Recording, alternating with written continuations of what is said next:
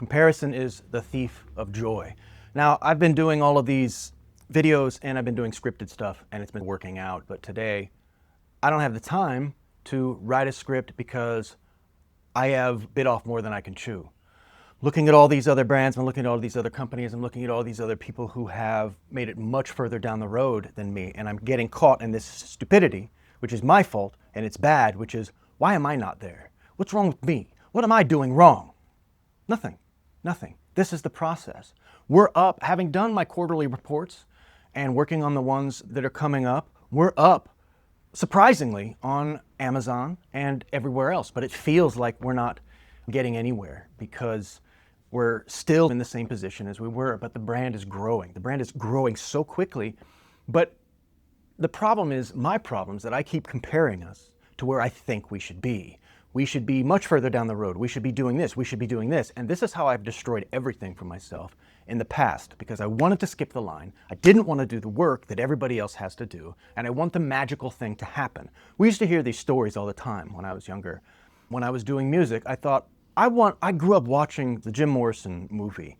And basically they were just, it never went into how amazing of musicians these guys were. These guys were trained musicians, jazz musicians, but it never really went into that. It just went into the story of, oh, we're in LA, we wrote a couple songs, oh, we got Light My Fire, and then we have a few shows. Jim Morrison's afraid to turn around. Once he turns around, there's a record label waiting for him on the fucking table. Boom, world domination, legendary status, everything you could possibly dream of having except the heroin overdose. At 27, that's the thing that you don't want, but everything else, what you want, sort of nothing is what you think it's going to be even when you get it, but still comparison is the thief of joy, clearly, because I can't get my head on straight. I can't figure out exactly what it is I'm supposed to be doing, which trajectory I'm supposed to be having, and I'm freaking myself out. Everything is working and our products are really being loved by people that are using them. I can honestly tell you, this isn't some sort of conglomerate. The brand isn't some sort of conglomerate, Oak Bishop, as it says on my shirt, as all these videos.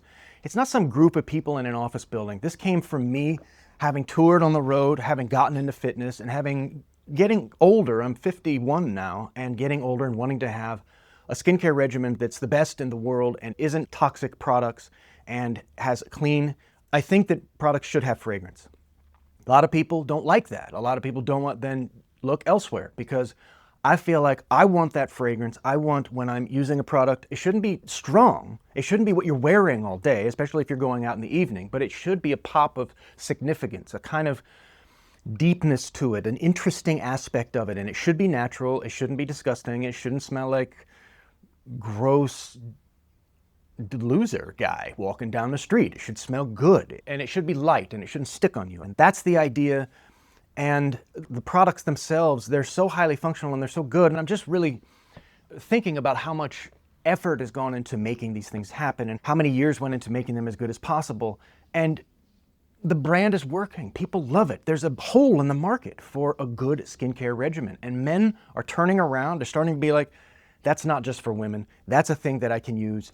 That's something that I don't want to do Botox. I don't want to do that stuff, but I can do a good skincare regimen, and I'm looking for the one that's going to work for me. And we're steadily building the brand. And I'm really starting to understand, this is just an update.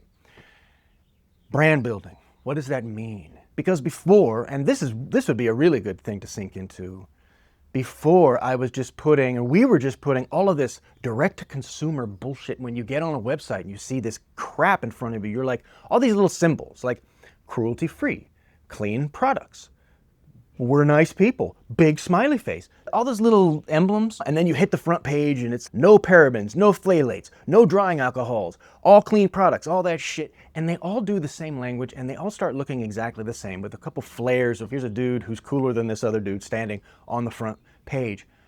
We deleted all of that. I don't like direct-to-consumer marketing. I hate the way it looks, I hate the way it feels, I hate the graphs. You go on these things and there's these graphs. It's their products, our products.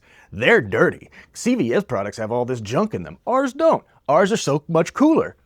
They all say that shit. All of them say that. So you can have that. Okay? Have it. If you want to know if our products are, yes, they're 100% clean, non-toxic. But I don't want that language messing up the vibe on the website. And so what we did, because the website's the front store, so what we did was got rid of all that language, and we just put up, instead of going fitness, instead of going all these other different directions, what we did was we put up we went with my story.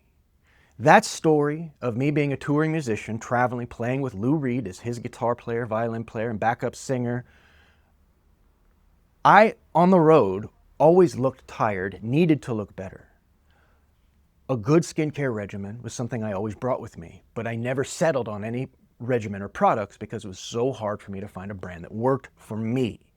I kept thinking, we got to go the fitness angle. We got to go this angle. It's going to be like men at this certain age that are looking to stay fit. But the problem is everybody's saying that. That's not special. And it's my story now, but it's not my story that I would say is the most interesting part of my life. And the most interesting part of my life is when I was on the road, on tour. And it was inspired by that idea of being in front of, oh, you got to perform in front of 10, 20,000 people for a concert, and you want to get up there and you want to look like you belong there. There's a lot of pressure.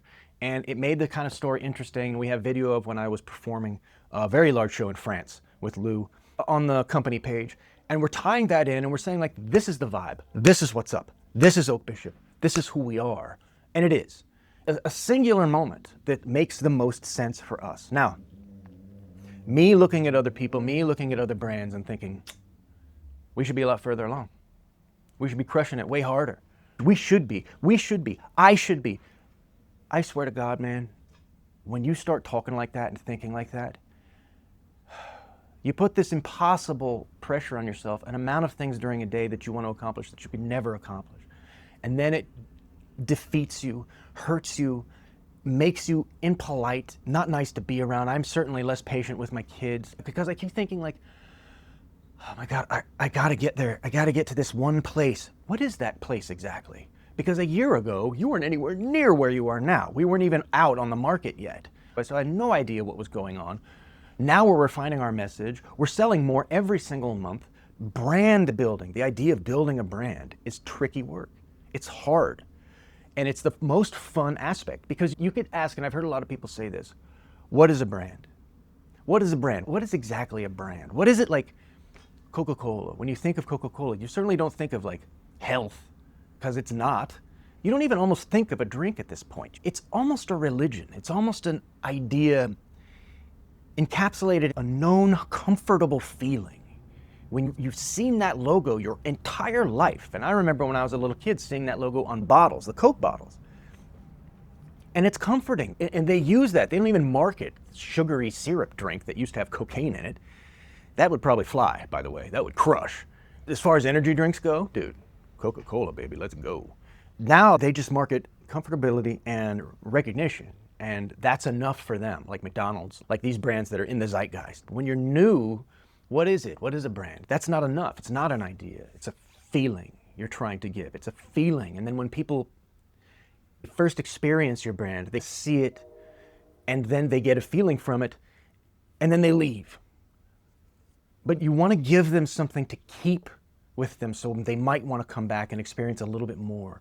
And I think the story aspect is better than the direct-to-consumer, crappy, stupid little symbols and little fucking no phthalates, no drying alcohols, no toxic, no shit. Right, no shit. No cruelty. Of course not. There's no cruelty. We don't espouse that sort of thing. This is a small company. This is a tiny family-owned company. And all of those little checkbox we have. And it's all in the documentation. It's there on the website. It's all there. But we're not just making this little checkbox thing that you go through and flip through because they all look the same to me. It's all so boring. Look, brand building is the long run, man. It's the long run. And that's what we're in. And as much as I look at other brands, I'm like, they're so much further than mine. They're doing so much more than me. I should be there. I should be doing that. I'm getting old. Oh, boo-hoo, I'm getting old. And I should be doing more. I should be further along. It's the same feeling when you finish an Ironman. You cross that fucking finish line and you're like, hell yeah, I did it. The day later, you're like, man, I should have done a lot better than that. Now, that's a good feeling because it keeps you going back to the well, but it's also destructive because you're never satisfied. You're always beating yourself up over not being good enough. And then at what point? At what point? How big's your house got to be? How many cars do you have to have? At what point do you allow yourself to feel like, I'm on the right track. I'm not where I want to be, but we're working towards it, and we have something beautiful that we believe in. That is why everything changed. That's why everything changed. And if you go to oakbishop.com and you look at the site, the first thing is men's skincare made in USA. Boom. Because I remember the brand Hilfiger, and they would come out with the United States flag on a lot of their products. And they were very serious about that, and it was super cool how they did that. That was a big point of contention for me. And I went through a lot of labs and a lot of people and a lot of things trying to find the right lab to work with so that we could create these products and do it right. One of them was probably one of the better ones that we spoke to. We're small, we're a startup, so they didn't want to work with us. And they said, okay, we'll work with you, but we have to have the products made in Korea. Now, I understand Korean skincare is a big thing, and it could have been sort of helpful in a sense on a marketing level. But no, I abandoned it, and it took a long time to find the right partner. And we finally found the right partner. They are within driving distance of me here on the East Coast, and that meant everything to me. It has to be an American company, has to be made in USA, it has to be. That's a core tenet of who we are, okay? That's a big deal. And there's a lot of brands out there that utilize the Korean skincare. It's a lot of steps for me. I don't buy it, I'm not into it. What we did was a 3-step regimen that is made in USA, clean products, non-toxic, no animal cruelty, all of that stuff. It hits every note. But the fragrance and the functionality of it and the magic of it, just when you use it every day, man, it's so good. And people are catching on. Now, getting men to spend, it's expensive, and getting men to spend that on a face scrub, and all, most guys aren't even really familiar with a serum. Getting them to spend money on that that's the bottleneck. That's one of the bottlenecks. And then also another bottleneck is getting them to understand that it's not just for women.